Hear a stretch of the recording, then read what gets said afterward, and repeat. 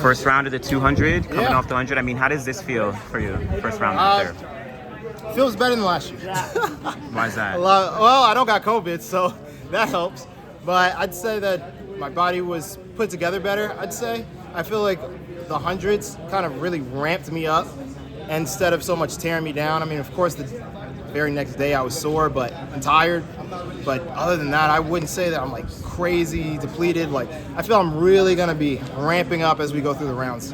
How do you put down the emotion of the other night and, get prepared to come in here today and perform? Truly, I've just been feeling a lot of joy, So it's not really something that I got to put down. It's more just something that I want to, continue to go through with throughout the whole championship. You had 2 days off between the 100 and the 200. I wonder how your preparation and recovery between the 2 days compares to like Budapest or other championships where you've been doing a double. Truthfully, it actually hasn't been that much different. Right after the night of, I got some massage work done and my chiropractor adjusted me. The very next morning, we probably get some deeper work, but the body didn't really need it as much, which was kind of the shocker, because where it needs a little more work to get adjusted and deeper tissue work, but it kind of just flushed out. Then we came to what was yesterday, and again, shockingly, it didn't need much. I did a one block start, one fly off the turn, and I was genuinely pretty shocked on how good and natural everything was feeling. It wasn't like a stressful thing or like, oh, my legs are sore, but I got to run through it. It wasn't any of that. It was more just, hey, we're in shape. Let's go. You talked about joy. You look very joyful after the 100 the other night. Do you think there's maybe a shift and maybe a little bit more camaraderie among those sprinters instead of all the rivalries? I don't know. I would say that between all the 100 podiums I've probably been a part of, which is now 3, this is probably the most we've interacted outside of just the track. I mean, I kind of already knew Kashane. I've known Oblique to the circuit, but I feel like we definitely talked more this year.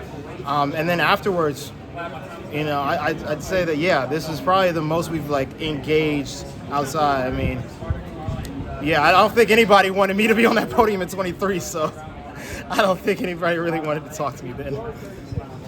Christopher Taylor was saying that you were kind of giving him, I don't know, some positive, advice, Oh, yeah. right? What was that about? Oh, yeah, we were in the call room, and me and Andre were, so sitting next, and he was on the other side of Andre, and Andre's like, hey, man, what you look nervous for? He's like, I am nervous. I'm like, oh, bro, there ain't nothing to be nervous about. It's just a first round. It's just another 200.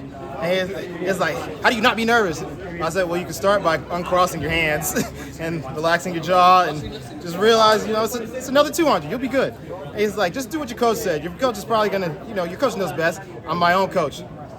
Do what you said. I'm pretty sure you know best. And then we got to the end of the race and, he got third. I'm like, see, it's just another 200. And now you just get ready for the next one. So, do you feel like a mentor of sorts? In some situations, I've definitely gained that role in my group. And sometimes, sometimes people accept it, sometimes they don't. You never know how people will take things. And, some people think that I play more mind games than I actually do, when really I just talk a lot.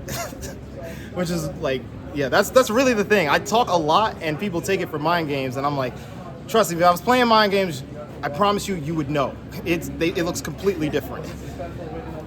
All right, guys. All right, Appreciate it, guys. John, man.